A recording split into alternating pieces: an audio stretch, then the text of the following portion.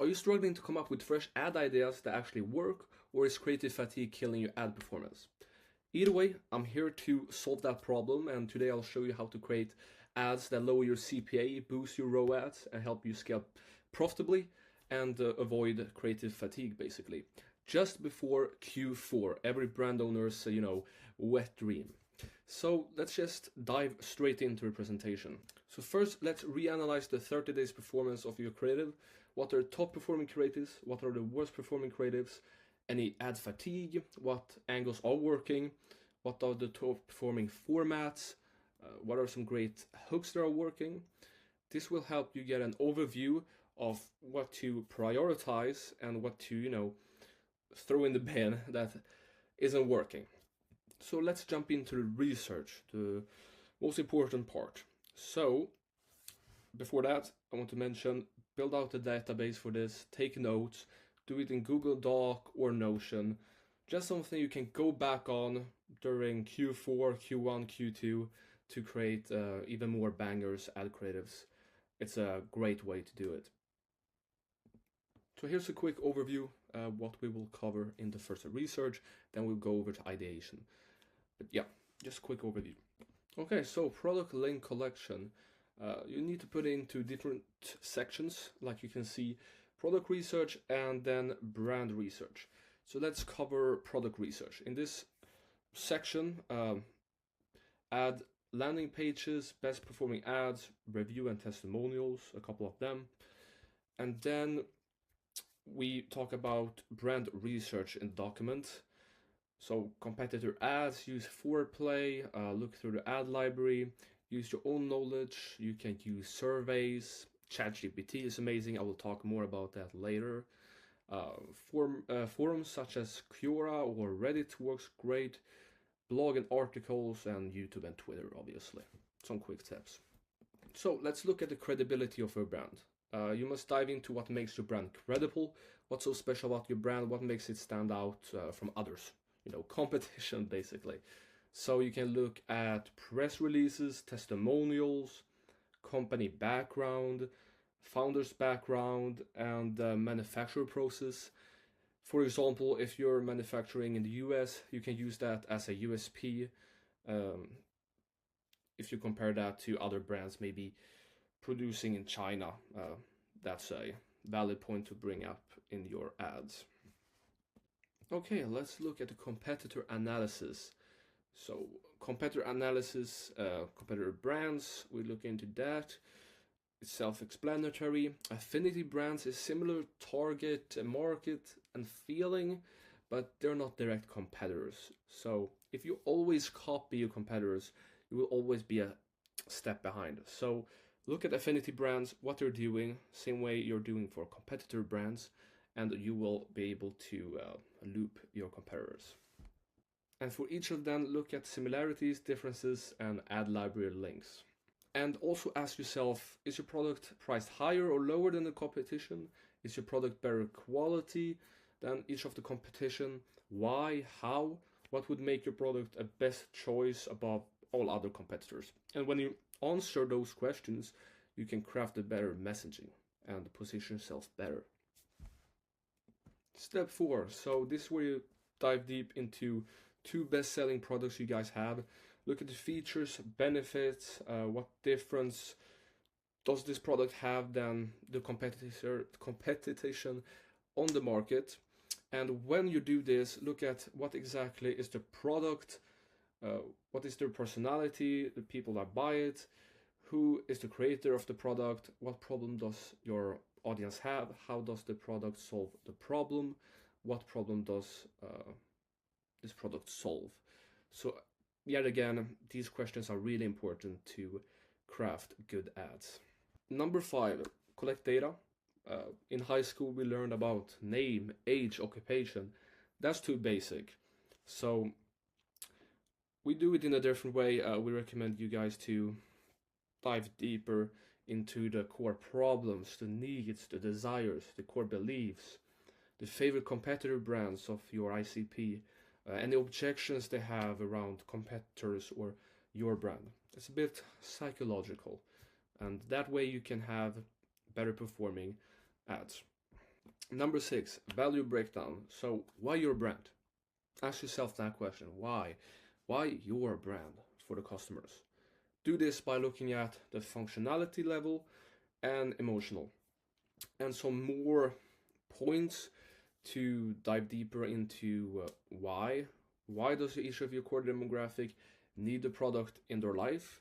What features about the product are most impactful to the customers? Why should someone spend money on the product and not a less expensive option on the market? Why can't someone live without your product, and what would they miss out on when not buying your product? And what takes the product from something they need to have to something, or from something nice to have to something they need to have? So I almost forgot to mention this, but AI can really cut down the research time. Maybe research can take weeks, but you can cut it down by 50% by using AI and giving it information about your brand and having some good prompts. Let me know if you want the prompt I use for the screenshot on the screen. Just comment below and I will make a video about it.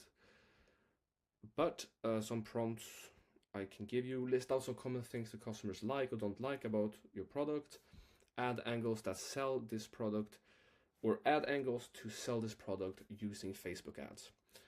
But yeah, this prompt was based on, I think, thousands of reviews, which is amazing. It analyzed every review and then ranked it to, common, very common, uncommon, and you can get an overview of actually real data and not, a bit speculation. So that's amazing. You can see like unique features, benefits, main unique value proposition. It's amazing. So yeah, we're done with the research part. The next part is the ideation. The fun part. The research was a bit boring and long, perhaps. Maybe some people like it. I like it sometimes. But yeah, ideation. So how do we come up with ideas? We can use our own ideas we have as a brand owner or as someone that works in the company and knows a lot about the product, but also use external inspiration. That could be, using the Foreplay app and the ad library. But I really like to access social media. YouTube, for example, is a great search engine, so I search keywords surrounding the product. And one time it was for a weight loss product, and I searched up some keywords and found a guy that talked about his weight loss transformation with a similar product, and he got around more than 30k views. And that's a proven format. Okay, someone talking about the weight transformation, maybe we can turn that into an ad. Change a couple of things so it's not 100% organic, but use the same ideas, and that's a great way to do things. And then you have obviously AI. Amazing. Use ChatGPT to come up with some ideas. You can even paste a script of a competitor and make it break it down, or these type of script I like. Can you come up with some similar to framework or ideas? So that's a great way. So based on everything you've gathered, you need to pick the ones that are the best and place them in a folder or somewhere to put them into production.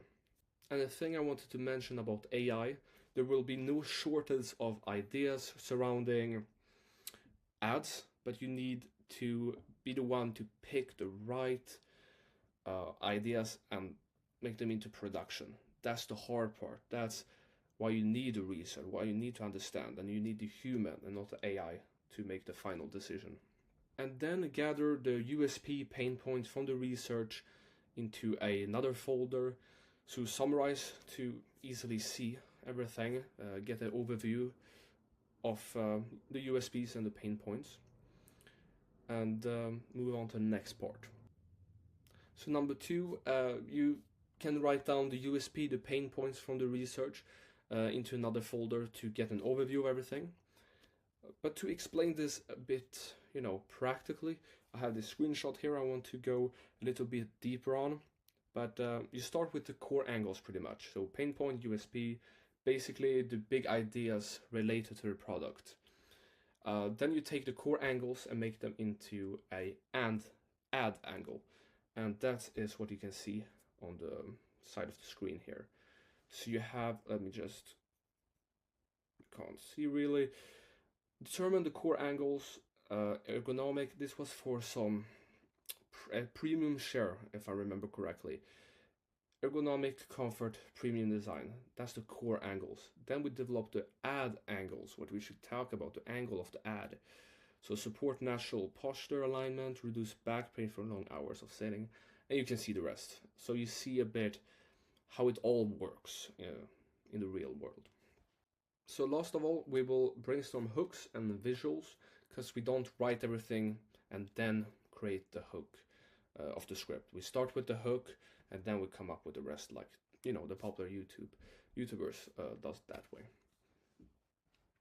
So to have more a practical example, let's say reverse clip. So that's the visual.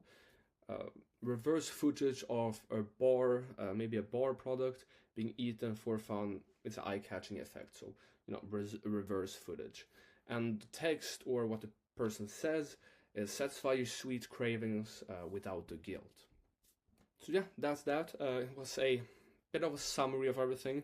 It goes much deeper on every level, but I don't want to make this video too long. So I had a quick tip I wanted to add. Different ideas fit into different stages on the funnel. So top of funnel, that could be educational videos like X reason Y, problem solution videos, stop buying regular noodles video, a call out static, for example. Middle of funnel could be negative hook video, comparison static, and bottom of funnel could be objection handling video, testimonial reaction video, or review static. So I just wanted to leave you guys with that. And yeah, make sure to follow or subscribe, and I will be posting more of these videos.